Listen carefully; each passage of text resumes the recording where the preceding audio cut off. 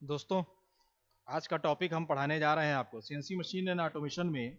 हम बहुत इंपॉर्टेंट चीज़ जो एक पिछले लेक्चर में पढ़ भी चुके हैं कि ऑटोमेशन कहते किसे हैं और उस किसके द्वारा होता है। तो अगला टॉपिक हम जो पढ़ेंगे वो हमारा है इसमें CIM, कंप्यूटर इंटीग्रेटेड मैन्युफैक्चरिंग।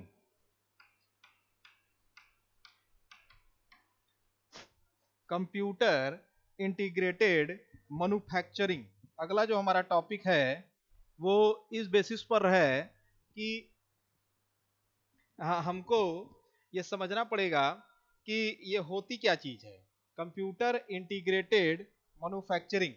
और इसके द्वारा हम कह सकते हैं कि कंप्यूटर का मतलब होता है, हम प्रयोग कर रहे हैं इंटीग्रेटेड मतलब संयुक्त, और मैन्युफैक्चरिंग का मतलब उत्पादन, कंप्यूटरीकृत, एक एकीकृत उत्पादन। तो यहां पर जो होता है इंटीग्रेट का मतलब होता है जोड़ना, ऐड करना। इंटीग्रेट का मतलब होता है ऐड करना। तो अगर हम ऐड किसी चीज को कर रहे हैं, जोड़ रहे हैं, तो यहाँ पर डिजाइन और मैन्युफैक्चरिंग दोनों को हम जोड़ने का काम कर रहे हैं। तो इससे हम कह सकते हैं कि डिजाइन और मैन्युफैक्चरिंग जब हम जोड़ेंगे तो उसको आसानी से हैंडल किया जा सकता है। तो यहाँ पर हम जोड़ेंगे, ऐड करेंगे, यहाँ पर डिजाइन प्लस मैन्युफैक्चरिंग। तो यहाँ पे हम देख रहे हैं कि यहाँ पे डिजाइन भी है और डिजाइन के साथ साथ इसको हम ऐड भी करेंगे। तो यहाँ पर अब देखिए, जैसे कि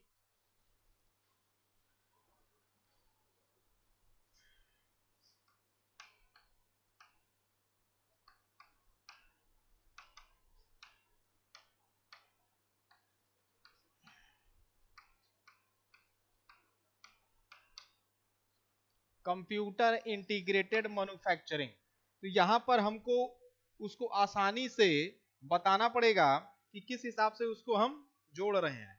तो यहाँ पे कंप्यूटर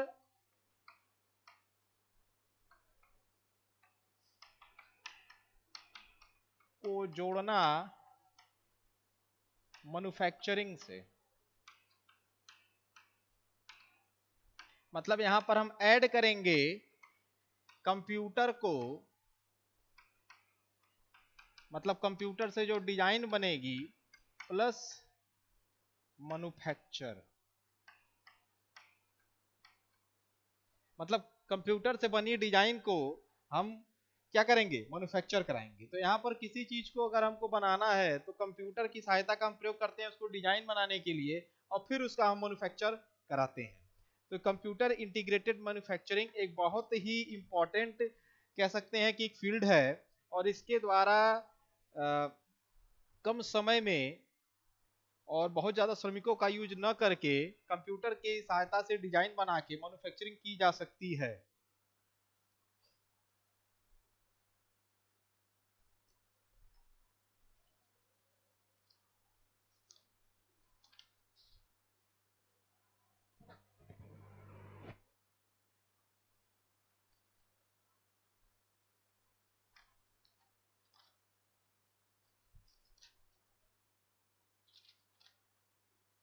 तो सबसे पहले इसका हम डिजाइन बनाते हैं कि किस प्रकार से इसको यूज किया जाएगा।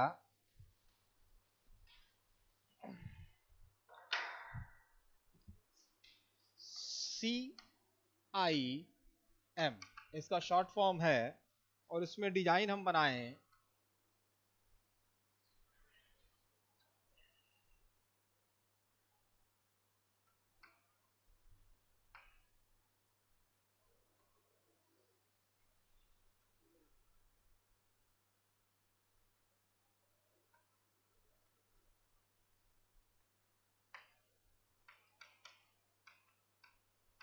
यहां पर होगा डिजाइन, यहां पर होगा बिजनेस फंक्शन,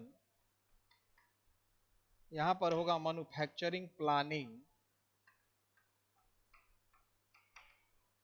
और यहां पर होगा मैन्युफैक्चरिंग कंट्रोल। और यहां पे होगा फैक्ट्री ऑपरेशन, और ये है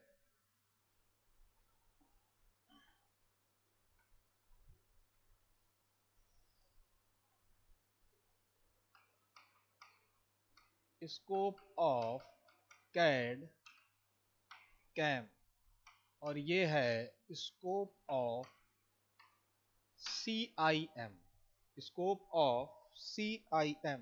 तो हम देख सकते हैं CIM कंप्यूटर इंटीग्रेटेड मैन्युफैक्चरिंग, यहां पर हम दिखाए हैं स्कोप ऑफ, क्योंकि CIM के अंतर्गत ही कैड और कैम होते हैं। तो अगर हम लिखेंगे यहां पर CIM is equal to CAD plus CAM, जहां पर CAD का फुल फॉर्म होता है कंप्यूटर एडेड डिजाइन, और CAM का फुल फॉर्म होता है computer aided manufacturing, computer aided manufacturing. तो आप देख सकते हैं कि यहाँ पे हम दोनों को जोड़ रहे हैं, CADM और कैड को। तो जब डिजाइन को हम मैन्युफैक्चर के साथ जोड़ते हैं तब जाके बनता है कंप्यूटर इंटीग्रेटेड मैन्युफैक्चरिंग। तो अब देखिए सबसे पहले कंप्यूटर इंटीग्रेटेड मैन्युफैक्चरिंग के अंतर्गत आया कैड, कैड के अंतर्गत फिर कैम। यहाँ पर आया कि हम कैड के सहायता से ही डिजाइन का निर्माण करते हैं। अब आप पूछेंगे कि कैड कैसे बनेगा, मतलब कंप्यूटर की सहायता से डिजाइन बनाने की प्रक्रिया को हम लोग कहते हैं कैड। कंप्यूटर की सहायता से डिजाइन बनाने की प्रक्रिया कैड कहलाती है। तो डिजाइन यहां पर बन रहा है। फिर आप देखिए यहां पे है मैन्युफैक्चरिंग प्लानिंग, यहां पर डिजाइन फिर यहां मैन्युफैक्चरिंग प्लानिंग। तो डिजाइन के बाद यहाँ मैन्युफैक्चरिंग होती है, तो डिजाइन कंप्यूटर के द्वारा बन रही है और फिर मैन्युफैक्चरिंग उसकी की जाएगी, प्लानिंग की जाएगी। फिर यहाँ पे मैन्युफैक्चरिंग कंट्रोल, मैन्युफैक्चरिंग मतलब जो चीज मैन्युफैक्चर हो रही है, मैन्युफैक्टस।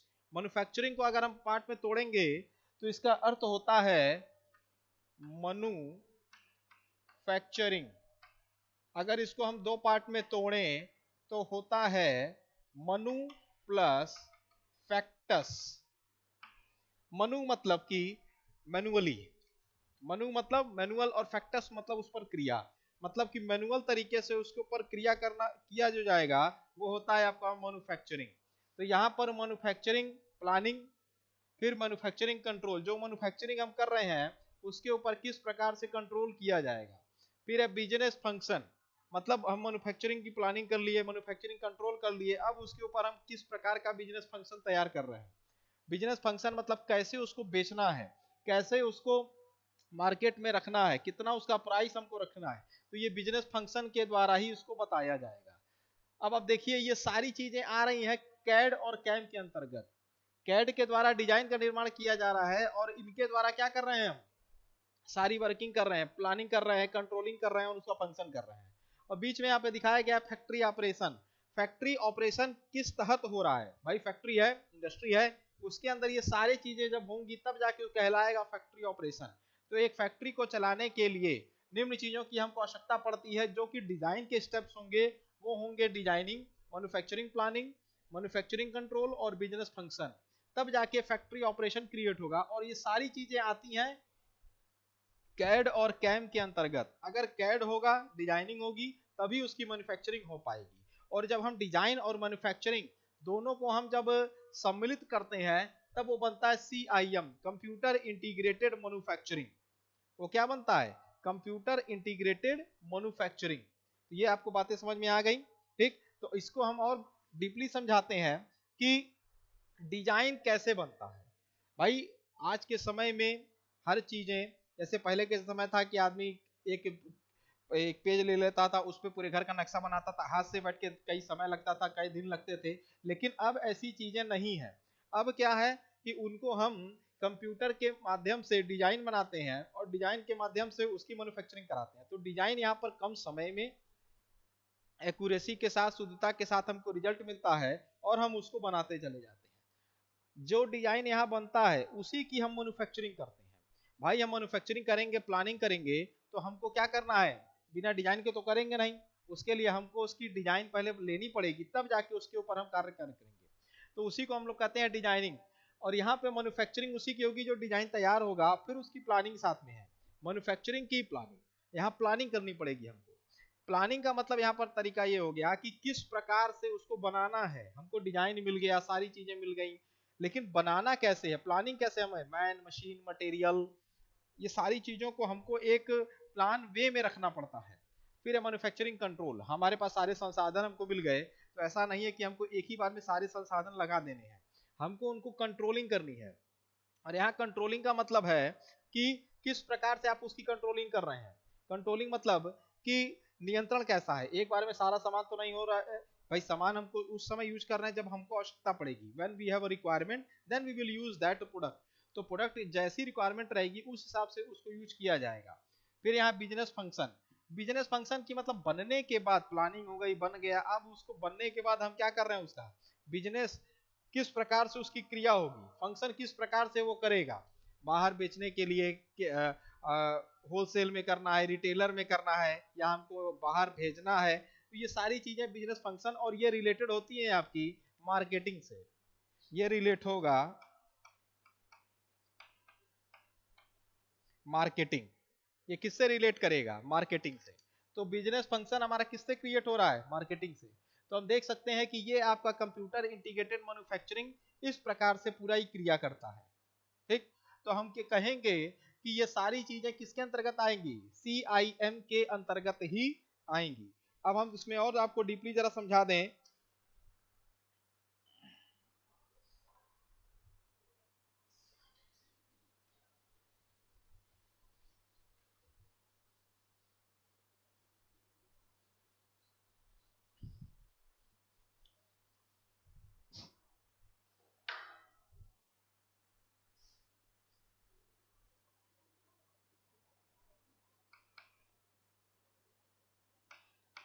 ऐसी प्रक्रिया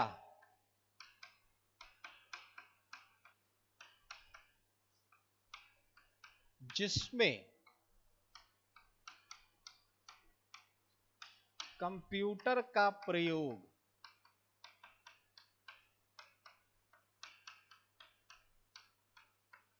विनिर्माण के लिए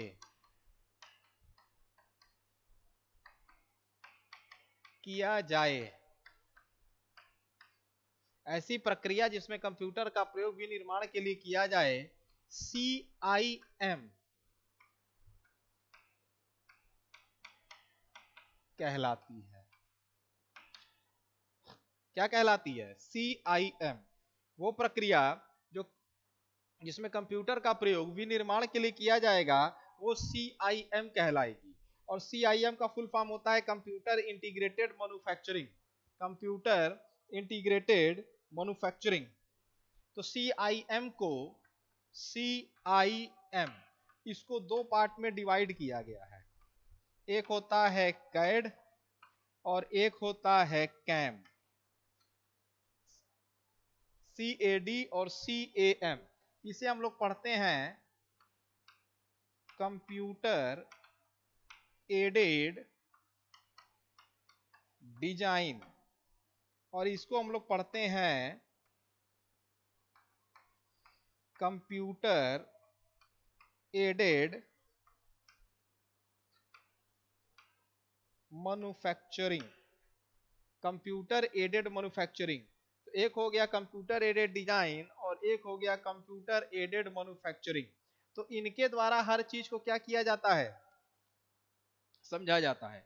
तो ऐसी प्रक्रिया जिसमें कंप्यूटर का प्रयोग विनिर्माण के लिए किया जाता है, वो सिम कहलाता है। सिम को दो भागों में बांटा गया, कंप्यूटर एडेड डिजाइन और कंप्यूटर एडेड मैन्युफैक्चरिंग। अब हम आपको बताते हैं कि कंप्यूटर एडेड डिजाइन होती क्या चीज है। कंप्यूटर एडेड डिजाइन, आइए इसको भी हम जरा समझते हैं, क्योंकि ये एग्जाम में बहुत ज़्यादा पूछने वाला एक टॉपिक भी है, और ये आपको आने वाले समय में इसके बारे में जानकारी भी होनी चाहिए। इसे हम लोग पढ़ते हैं computer aided design, CAD, computer aided design. ठीक, अब इसका एक ग्राफ भी हम बनाते हैं, आपको दिखा देते हैं। इसके कुछ स्टेप्स होते हैं जो हमको फॉलो अप करने रहते हैं। तो सबसे पहले देखिए यहाँ पे एक चार्ट हम बनाएंगे। जैसे यहाँ लिखा है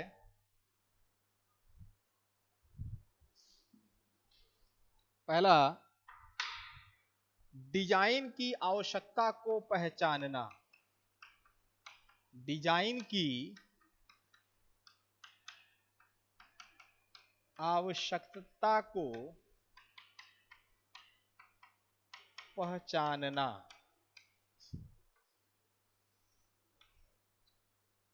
डिजाइन की आवश्यकता को पहचानना। फिर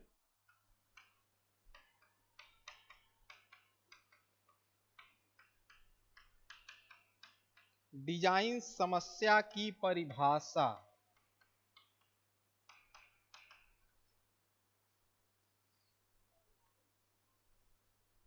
ठीक। फिर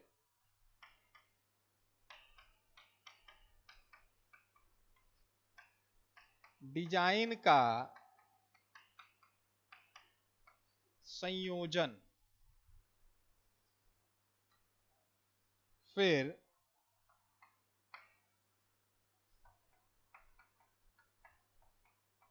डिजाइन का विश्लेषण। अब एक एक करके सारे स्टेप्स पे हम फोकस करेंगे। डिजाइन का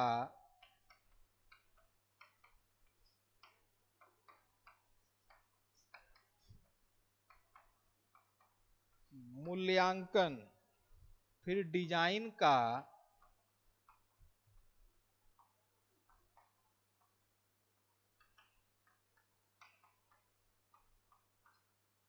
प्रस्तुतिकरण।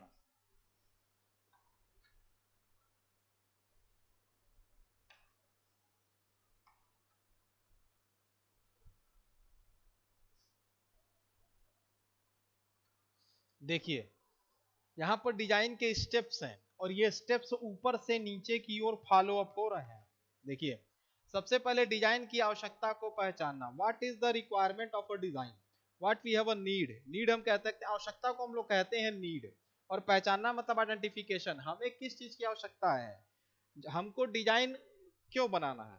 भाई हमें जब मेरी आवश्यकता रहेगी तभी हम उस डिजाइन को बना पाएंगे। तो हम ये कह सकते हैं डिजाइन की आवश्यकता को पहचानना। डिजाइन हमको तब बनाना पड़ेगा जब हम उसको, मेरी आवश्यकता उसकी पड़ेगी। हमको अगर कुर्सी बनाना है तो कुर्सी मैं क्यों बनाऊंगा।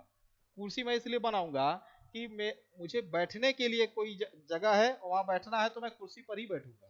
तो कुर्सी को बनाने के लिए हमें पहले क्या डिजाइन तैयार करना पड़ेगा, उसका खाका तैयार करना पड़ेगा। तो सबसे पहले यहाँ पर किसी भी चीज की अगर सोच होती है तो पहले उसकी खोजी जाती है क्या है रिक्वायरमेंट। हम डिजाइन बनाने से पहले उसकी आवश्यकता खोजते हैं कि हम इसको क्यों बना रहे हैं, हम क्यों बना रहे हैं, हम लोग के द्वारा बनाया गया वीडियो क्यों अब बनाया जा रहा है। क्यों? क्योंकि आप तक पहुंचे, आप उससे पढ़ें, कहीं आपको कंफ्यूजन हो तो आप पूछें। तो ये क्या है, आपको पढ़ाने के लिए वीडियो का निर्माण। उसी प्रकार से बैठने के लिए कुर्सी का निर्माण। तो कुर्सी के निर्माण के लिए हमें सबसे पहले क्या है, उसकी रिक्वायरमेंट चाहिए, नीड चाहिए। तो नीड क्या है, बैठने के लिए कुर्सी बना रहे हैं।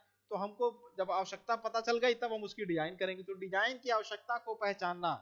तो डिजाइन की आवश्यकता इसलिए पड़ रही है क्यों, कि हमको हमारी वो आवश्यकता है। तो दूसरा है डिजाइन समस्या की परिभाषा। डिजाइन क्या समस्या क्या है। भाई डिजाइन समस्या मतलब कि डिजाइन कोई बनाते हैं तो उसमें समस्या कुछ ना कुछ आपको क्रिएट होती है। किस समस्या का समाधान कर रही है आपकी डिजाइन। कुर्सी बना रहे हैं तो किस समस्या का समाधान कर रही है, आप खड़े हैं बैठने को आपको मिल जाएगा। समस्या क्या है, तो समाधान क्या मिल रहा है आपको डिजाइन का, कि आपको एक बैठने का स्थान मिल गया जिससे आप बैठे बैठे पढ़ सकते हैं, खा सकते हैं, पी सकते हैं, सारी चीजें कर सकते हैं। तो उस समस्या का समाधान हो गया किस डिजाइन से, चेयर की डिजाइन से। तो चेयर आप बना रहे हैं, कुर्सी बना रहे हैं, तो वो डिजाइन क्या है, बन रही है। फिर डिजाइन का संयोजन। डिजाइन का संयोजन, तो डिजाइन का संयोजन का मतलब कि हम उसको संयोजित कर रहे हैं। डिजाइन का संयोजन मतलब हम सारी चीजों को क्या कर रहे हैं, इकट्ठा कर रहे हैं। संयोजन मतलब हर जगह से सब किसी लोग चीजों को लेना, कंपाइल करना और फिर आगे की ओर बढ़ाना। तो यहाँ डिजाइन का क्या हो रहा है, संयोजन हो रहा है। फिर है डिजाइन का विश्लेषण, एनालिसिस। विश्लेषण का मतलब होता है एनालिसिस। एनालिसिस का मतलब यह हुआ कि जो डिजाइन हम बना रहे हैं कि उसमें कितना बल लग रहा है, क्या दिक्कतें आ रही, कितनी स्ट्रेस लग रही, कितना फोर्स लग रहा है, कितना उस पर प्रेशर, कोई भी चीज के लिए मैं बात कर रहा हूँ, कुर्सी के लिए नहीं कह रहा हूँ, कितना प्रेशर लग रहा है, कितना बल लग रहा है, कितना फोर्स, कितना टेम्परेचर है। तो ये विश्लेषण का मतलब उसके अंदर की सारी चीजों की गणना करके उसको बनाना। तो अगर हम गणना करेंगे तभी तो बना पाएंगे। तो यहाँ पर विश्लेषण किस चीज का हो रहा है, डिजाइन के अंदर सम्मिलित सारी प्रॉपर्टीज का विश्लेषण होगा। फिर आइए यहाँ पे है डिजाइन का मूल्यांकन। तो डिजाइन का मूल्यांकन का मतलब कि हम उसको मूल्यांकित करेंगे। मूल्यांकन मतलब बन गया, अब हम उसका क्या करेंगे, एनालिसिस करेंगे। रिजल्ट मूल्यांकन क्या है कि अगर हमने एक मापन के अनुसार, एक मेजरमेंट के अनुसार उसको बनाया है तो वो उस पर खरा उतरना चाहिए। खरा उतरने का मतलब ये हुआ कि उस डिजाइन के अनुसार वो परफेक्ट हो। हम अगर मूल्यांकित कर दिए कि एक्स वाई जेड डिजाइन आना चाहिए तो एक्स वाई जेड ही डिजाइन उसका आना चाहिए। उसका मूल्यांकन जब एक्यूरेट हो जाएगा तभी वो बाजार में आगे की ओर जाएगा। और यहाँ पे आप देख सकते हैं लिखा है डिजाइन का प्रस्तुतिकरण, इसे हम लोग कहते हैं प्रेजेंटेशन। इसे हम लोग क्या कहते हैं, प्रेजेंटेशन। तो यहाँ मूल्यांकन का मतलब क्या हुआ, मूल्य का अंकन। जो डिजाइन हम बनाए हैं उसका कितना मूल्य आ रहा है, कितनी कॉस्ट आ रहा है, उसको बनाने में कितना एस्टिमेट आया, तो इसे हम लोग कहेंगे estimation. How much estimate is provided और taken to make this design. इस डिजाइन को बनाने में हमें कितना क्या करना पड़ा, कॉस्ट एस्टिमेट करना पड़ा। फिर उसके बाद प्रस्तुतिकरण। डिजाइन का प्रस्तुतिकरण क्या है भाई, प्रस्तुतिकरण मतलब प्रेजेंटेशन उसका कैसा है। अगर प्रेजेंटेशन है तो हम कहेंगे कि इतनी बढ़िया डिजाइन है तो उसका प्रेजेंटेशन भी बढ़िया होगा। भाई डिजाइन अच्छी है तो उसका प्रेजेंटेशन भी अच्छा होना चाहिए, लोग उसको देखेंगे, जब तक देखेंगे नहीं तब तक उसको खरीदेंगे नहीं। तो आप देख लीजिए कि कंप्यूटर एडेड डिजाइन, कंप्यूटर की सहायता से डिजाइन के निर्माण करने की क्रिया को हम लोग कैड कहते हैं। तो यहाँ पर सबसे पहले हमारी आवश्यकता, इसे हम लोग अगर थोड़ा सा और डीप जाएं तो हम लोग लिख सकते हैं नीड, और फिर यहाँ पे लिखेंगे प्रॉब्लम सॉल्विंग, फिर यहाँ लिखेंगे कोऑर्डिनेशन, कंपाइलेशन, एनालिसिस, एस्टिमेशन, और फिर यहां पे प्रेजेंटेशन। अब आप देखिए मैंने कैसे बताया, सबसे पहले बताया the need of design, the requirement of a design, हमें क्यों रिक्वायरमेंट पड़ रही है। फिर है प्रॉब्लम सॉल्विंग, वो किस प्रकार की समस्या का समाधान कर रही है। फिर उसके बाद है कोऑर्डिनेशन, कंपाइलेशन, हम सारी चीजों को एक जगह पर इकट्ठा कर लिए, इकट्ठा कर लेंगे तभी तो आगे उसको बना पाएंगे। फिर एनालिसिस, हम इकट्ठा कर लिए, अब हर चीज को एनालिसिस करेंगे कि भाई बारीकी क्या, कितना बल लग रहा है, कितना टेम्परेचर पे इसको रखा गया था, और कितना एरिया है, कितना हमको चाहिए था, कितना मुझे चाहिए था और कितना ये बना है, एक्चुअल मेजरमेंट और एक्सपेक्टेड मेजरमेंट क्या है। फिर एस्टिमेशन, हम बना रहे हैं तो इसमें एस्टिमेट क्या आ रहा है मेरा, भाई कॉस्ट एस्टिमेटिंग हम करते हैं, मूल्य अंकन करते हैं, मूल्य कितना आया। भाई लोहे की अगर कुर्सी है तो लोहा में कितना खरीदने में उसको मूल्य आया, उसके बनाने में जो कारीगर काम कर उसको कितना हमने मूल्य दिया, ये सारी चीजें एस्टिमेट आएंगी मूल्यांकन के अंतर्गत। फिर है प्रेजेंटेशन, जब सब बन के तैयार हो जाएगा तब उसका प्रेजेंटेशन होगा। प्रेजेंटेशन अगर खराब हो जाता है तो फिर आपका डिजाइन वहीं पर फेल कर जाता है। तो प्रेजेंटेशन खराब नहीं होना चाहिए, वो एकदम अच्छा होना चाहिए। तो प्रेजेंटेशन का मतलब यह हुआ कि वो डिजाइन कैसा है आपका। तो यहाँ पे प्रेजेंटेशन मतलब प्रस्तुतिकरण किसका, उस डिजाइन का। और जब प्रेजेंटेशन अच्छा हो जाएगा तो वो सीधे मार्केट में उतर जाएगा और वो बिकना शुरू हो जाएगा। तो इतने सारे स्टेप्स होते हैं किसी भी प्रोडक्ट के बनाने में। तो डिजाइन यहाँ पर हमको बस समझाना आपको ये था कि कंप्यूटर की सहायता से बनाया हुआ डिजाइन ये है, कंप्यूटर की सहायता से बनाया हुआ ये डिजाइन है, और इसके आधार पर आप सारी प्रक्रियाएं कर रहे हैं। ठीक, तो कंप्यूटर के डिजाइन की सहायता से ये सारी चीजें बनी हैं और इनका प्रेजेंटेशन भी उसी के आधार पर किया जा रहा है, इनका प्रेजेंटेशन भी उसी के आधार पर किया जा रहा है। तो हम कह सकते हैं कि ये डिजाइन सक्सेसफुल रहेगी क्यों? क्योंकि इसमें एक्यूरेसी रहेगी। कंप्यूटर से बनी हुई डिजाइन एक्यूरेट मानी जाती है in comparison to manually operating design. क्यों? क्योंकि उसमें हमको कहीं पर भी कोई त्रुटि होती है तो उसको आसानी से हम उस त्रुटि को हटा सकते हैं, रिमूव कर सकते हैं। ये सारी चीजें हैं जो हम आसानी से कर सकते हैं। तो ये लेकिन ये माना जा सकता है कि कंप्यूटर से बनी जो डिजाइन होती है वो एक्यूरेट होती है, कम समय में ज़्यादा लेती है और इसके द्वारा डाटा हमें कई सालों तक बना रहता है। आज के सारे इंजीनियरिंग विभागों में, चाहे वो सिविल इंजीनियरिंग हो, मैकेनिकल हो, हर जगह कैड का यूज किया जा रहा है और उसका नाम हम लोग जो सॉफ्टवेयर जो पढ़ते हैं उसे हम लोग पढ़ते हैं AutoCAD, automatic computer aided design. Automatic computer aided क्या है? वो डिजाइन है। तो कैड की सहायता से किसी भी चीज का डिजाइन बनाया जा सकता है और उसके आधार पर उसको मार्केट में उतारा भी जा सकता है।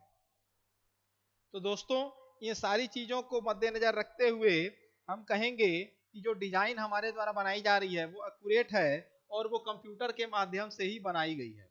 तो कंप्यूटर यहाँ मेन है। तो इस स्टेप्स को याद कर लीजिए कि एग्जाम में पूछा जाता है तो सबसे पहले लिखेंगे डिजाइन की आवश्यकता, फिर डिजाइन समस्या की परिभाषा, फिर डिजाइन का संयोजन, फिर डिजाइन का विश्लेषण, फिर डिजाइन का मूल्यांकन और फिर है डिजाइन का प्रस्तुतिकरण। इन सारी चीजों को लेके हम एक डिजाइन तैयार करते हैं कंप्यूटर के माध्यम से। इन सारी चीजों को लेते हुए हम डिजाइन तैयार करेंगे कंप्यूटर के माध्यम से।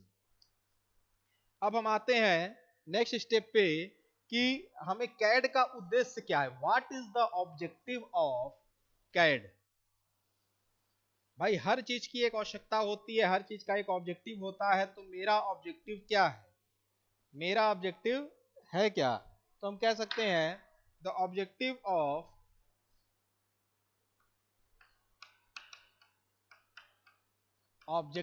Of computer aided design. हमें क्या ऑब्जेक्टिव है? तो सबसे पहला है डिजाइन की गुणवत्ता में वृद्धि करना। डिजाइन की गुणवत्ता में वृद्धि। फिर है डिजाइन के आंकड़ों को सुरक्षित रखना। तीसरा डिजाइन के आंकड़ों की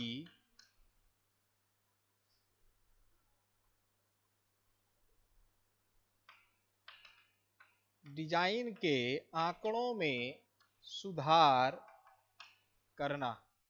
ठीक। फिर डिजाइन की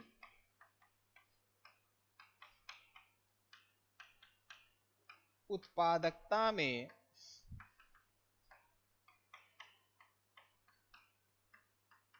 वृद्धि करना। तो ये सारे पॉइंट्स हैं जो हम कह सकते हैं कि इनके आधार पर उसको दिखाया जा सकता है। पहला है डिजाइन की गुणवत्ता में वृद्धि। गुणवत्ता का मतलब यहाँ पर है क्वालिटी से। हम कोई भी चीज अगर खरीदते हैं या चाहते हैं तो ये हमारी पहली सोच ये रहती है कि हम कोई चीज खरीदेंगे तो गुणवत्ता अच्छी होनी चाहिए। अगर गुणवत्ता नहीं अच्छी होगी तो वो कुछ समय बाद क्या होगा? बेकार हो जाएगा। तो हम जब भी मार्केट में जाते हैं किसी भी सामान को खरीदने के लिए तो हम पहले कंपेयर करते हैं। कंपेयर दो चीज पे बेसिस पे किया जाता है, एक कॉस्ट के आधार पर, एक क्वालिटी के आधार पर। तो यहाँ पहली कोशिश हम लोग की यही होती है कि जो गुणवत्ता रहते रहे वो अभी के मामले में कि भाई कॉस्ट, कम कॉस्ट में अगर हमको अच्छी चीज मिल जा रही तो ये बढ़िया है। लेकिन आप ये भी तो देखिए कि उसकी मटेरियल की क्वालिटी क्या है। हो सकता है वो 4 पैसा महंगे है और दूसरी उससे 4 पैसे सस्ते है, तो हो सकता है क्वालिटी उसकी खराब हो। भाई उसकी लागत क्यों कम की गई? क्यों? क्योंकि उसमें उतने अच्छे मटेरियल का प्रयोग नहीं किया गया जिस कारणवश वो अच्छे से कार्य नहीं कर पा रहा है। तो हम कह सकते हैं कि डिजाइन की गुणवत्ता में वृद्धि हमको करनी पड़ेगी। डिजाइन की गुणवत्ता में वृद्धि। फिर है डिजाइन के आंकड़ों को सुरक्षित रखना। डिजाइन के आंकड़ों को हमको सुरक्षित रखना पड़ता है। आंकड़ों का मतलब यहाँ पर है कैलकुलेशन से। जो भी कैलकुलेशंस हम डिजाइन के लिए बना रहे हैं वो सुरक्षित रखता है कौन? Computer aided design. डिजाइन के आंकड़ों में सुधार, अगर हमको कहीं त्रुटि आती है, कहीं सुधार करना है, तो उसको भी आसानी से किया जा सकता है। कैसे? उसके आंकड़ों में सुधार करके। और आंकड़ों में सुधार कैसे होगा? आंकड़ों में सुधार कैसे होगा? उसको कंप्यूटर के माध्यम से सुधारा जा सकता है। भाई आंकड़ा है, आंकड़ों में परिवर्तन करना है तो हम बहुत ज्यादा उसमें परिवर्तन नहीं करेंगे, बस हल्के फुल्के आंकड़ों को परिवर्तित करेंगे और जिससे कि सुधार हमें मिल जाएगा। डिजाइन की उत्पादकता में वृद्धि, देखिए उत्पादकता, हम गुणवत्ता देख लिए, उत्पादकता में आएंगे। जब उत्पादन होगा तभी उसकी उत्पादकता बढ़ेगी। अगर उत्पादन होना बंद हो जाएगा तो उत्पादकता भी बड़ी खत्म हो जाएगी। यहां पर उत्पादकता का सेंस है प्रोडक्टिविटी। प्रोडक्टिविटी प्रोडक्टिविटी का मतलब होता है कि उसका उत्पादन जो हो रहा है और वो उसी तौर पर बिकना भी चाहिए। प्रोडक्टिविटी, उत्पादकता। तो जैसे हम इनपुट लगा रहे हैं 10 और आउटपुट में निकल के आ रहा है 50, तो भाई हमको प्रॉफिट हुआ ना 40 का। इनपुट तो मैंने लगाया 10 का, प्रॉफिट आ रहा है 50 का, तो यहाँ पे हमको प्रॉफिट 40 का देखिए आ रहा है। तो हम यही कहेंगे मेरी उत्पादकता बहुत अच्छी है, हम लगा रहे हैं इतना और लेकिन उससे हमको दुगने उसका आउटपुट मिल रहा है। तो ये होता है उत्पादकता में वृद्धि। तो डिजाइन की उत्पादकता में वृद्धि भी होती है कैड के द्वारा। तो कैड के द्वारा क्या क्या हो रहा है? गुणवत्ता में भी वृद्धि हो रही है, आंकड़ों को भी सुरक्षित किया जा रहा है, आंकड़ों में सुधार भी किया जा रहा है और उत्पादकता में वृद्धि भी की जा रही है। तो इन सारी चीजों को लेते हुए हम कह सकते हैं कि ये एक्यूरेट है। तो उत्पादकता में वृद्धि तभी होगी जब हमारा डिजाइन एक्यूरेट होगा और उसके ऊपर कार्य किया जा सकेगा। फिर आपका है संयंत्र की दक्षता में वृद्धि करना। संयंत्र का यहां पर मतलब होता है आपका मशीन से।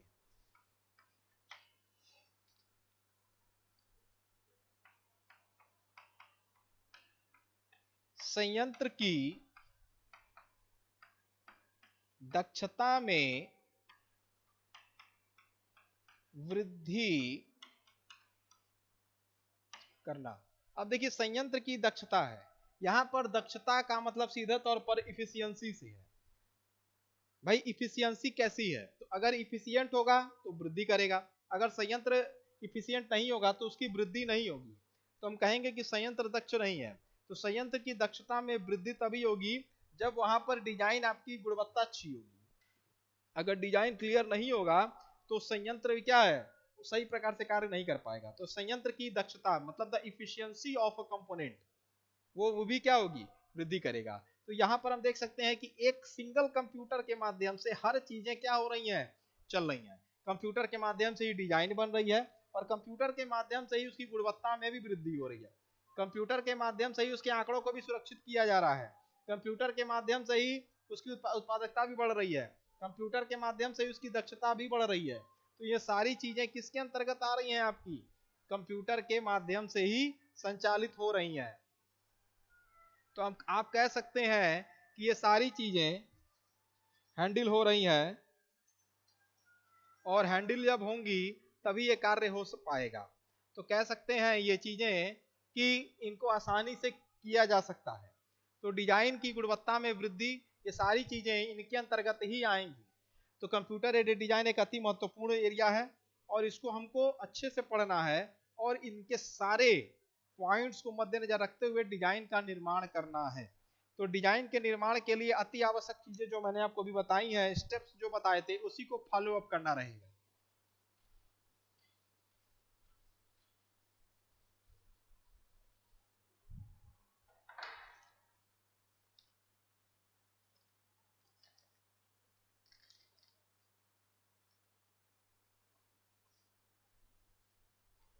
एप्लीकेशन ऑफ कैड, कैड के अनुप्रयोग, कैड के अनुप्रयोग। अब ये देखिए भाई साहब कि कैड का अनुप्रयोग कहाँ है। हम कोई भी चीज बनाते हैं तो उसका हम जरूर यूज खोजते हैं कि ये कहाँ पर यूज हो रहा है, कैसे यूज होगा। तो सबसे पहली चीज आता है यहाँ पर ज्यामिति मॉडलिंग। ज्यामिति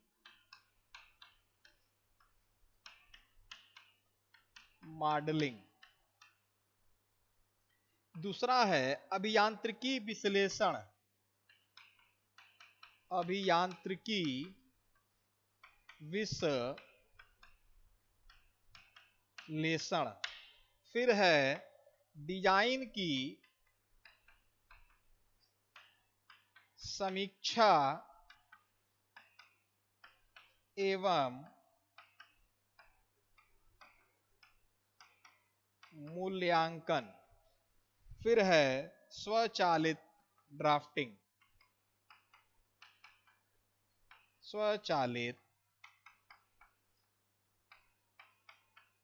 ड्राफ्टिंग। अब देखिए सबसे पहली चीज यहां पर आ गई एप्लीकेशन ऑफ कैड में ज्यामिति मॉडलिंग। इसे हम लोग इंग्लिश में पढ़ते हैं ज्योमेट्रिक मॉडलिंग, ज्योमेट्रिक मॉडलिंग। फिर है इंजीनियरिंग एनालिसिस।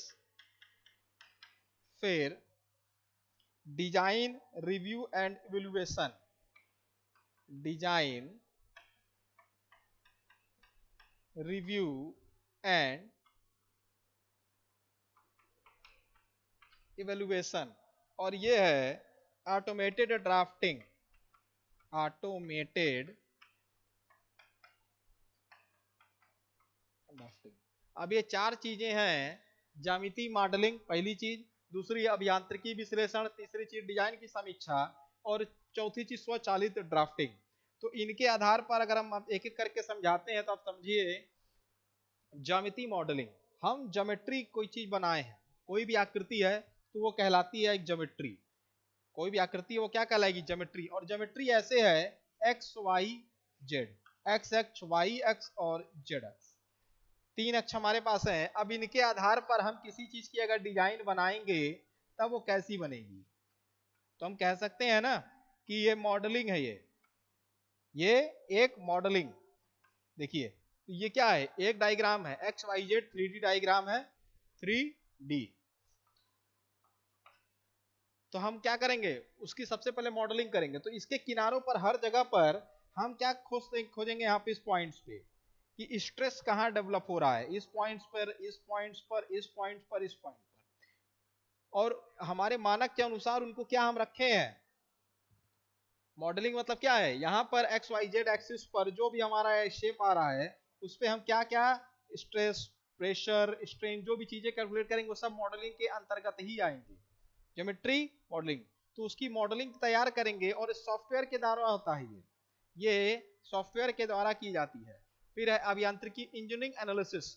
इंजीनियरिंग एनालिसिस मतलब इंजीनियरिंग के क्या विश्लेषण का प्रयोग किया गया, जैसे दाब का प्रयोग किया गया, बल का प्रयोग किया गया, तापमान का प्रयोग किया गया। इंजीनियरिंग के किन किन विश्लेषणों का प्रयोग करके इसकी डिजाइन को बनाया गया, इंजीनियरिंग की किन किन चीजों का प्रयोग किया गया, कौन कौन से मानकों का प्रयोग किया गया, उन सारी चीजों को मद्देनजर रखते हुए उनका हम विश्लेषण करेंगे कि टेम्परेचर इसका ये था, इस नाते इसको हम टेम्परेचर के रूप में रखें, इसका फोर्स इतनी लगी, इस नाते इसके ऊपर स्ट्रेस इतना डेवलप हुआ।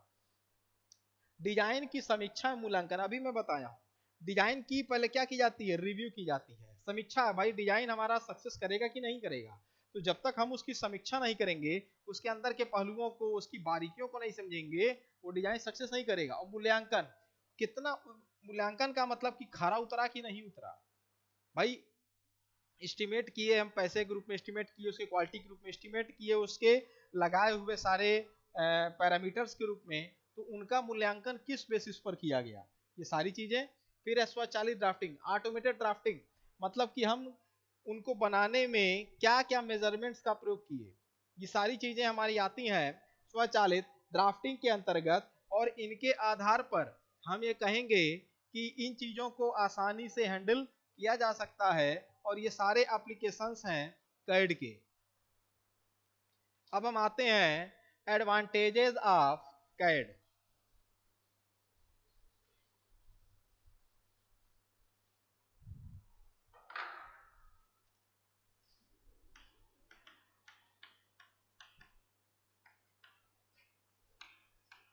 एडवांटेज ऑफ कैड, पहला है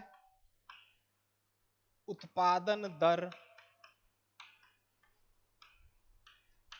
उच्च, दूसरा है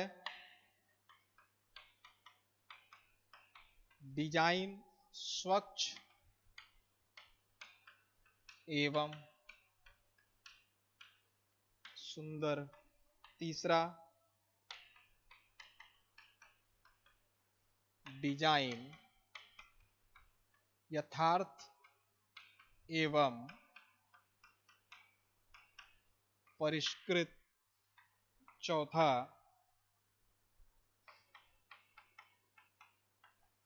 डिजाइन में बदलाव